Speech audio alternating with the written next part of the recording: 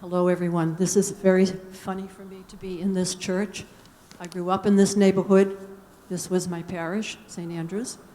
I was baptized and confirmed in this church and went to St. Andrew's School. So I feel like I'm back home.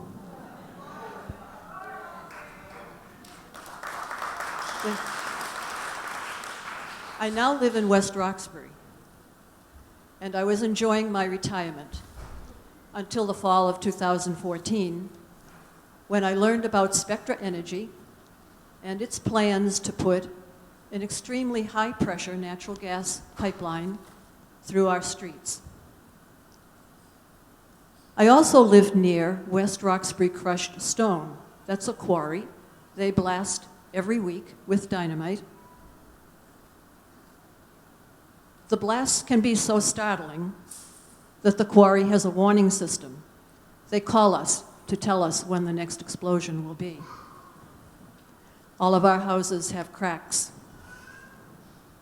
Spectra's plan was to put this 750 pound per square inch pressure pipeline under Washington Street and Grove Street and the metering and regulating station right across the street from the blasting quarry.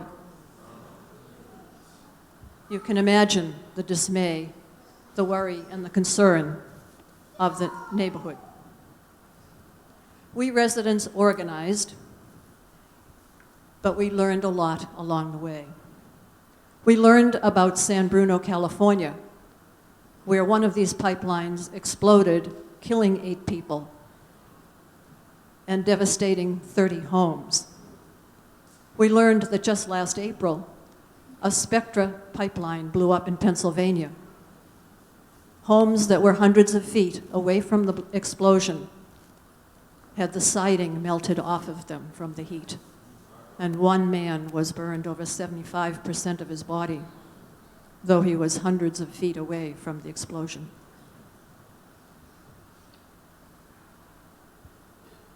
We also learned that it is fracked gas that's coming in this pipeline. Fracked gas from the Marcellus shale fields in Pennsylvania, where fracking has destroyed farmland and orchards and polluted the water. And we learned about the Federal Energy Regulatory Commission, called FERC for short. That's who gave permission for this pipeline. It receives all of its funding from fossil fuel industry. And the people who sit on that commission, the 5 commissioners, have former careers in the fossil fuel industry. There is no community or consumer voice on that commission.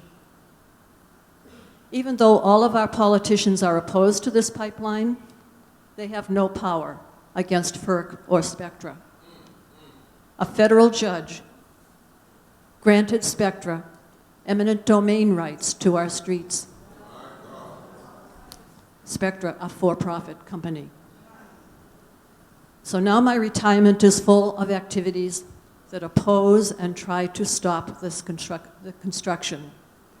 Every morning from Monday to Saturday, 8 o'clock to 9 o'clock, I stand in vigil with signs at the site of construction.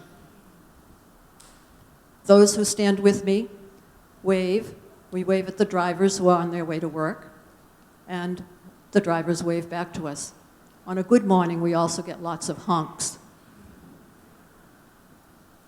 Another vigil is also held on Monday evenings from 6:30 to 7. That vigil has run since December 2014. Why do I stand out? I have no choice. I stand out to point to and name this injustice.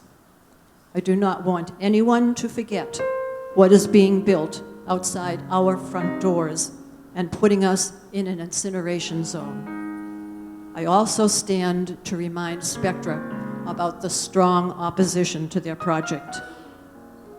And I support the many people who have volunteered to commit nonviolent civil disobedience. Over 150 arrests have been made since last October. Some of those people are here tonight.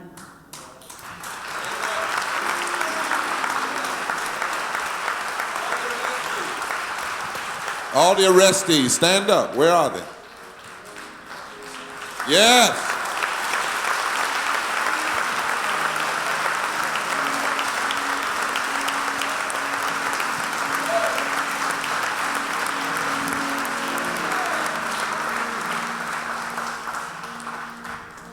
They stop the construction by standing next to the machines, or sitting next to the machines, or getting in the trench and chaining themselves to the pipeline. Their actions fill me with awe and gratitude. This pipeline is expected to be operational by November 1st. Boston and the town of Dedham are in court again to try to stop it. I cannot predict how it will turn out, but I will fight it to the last minute. I hope you can join me.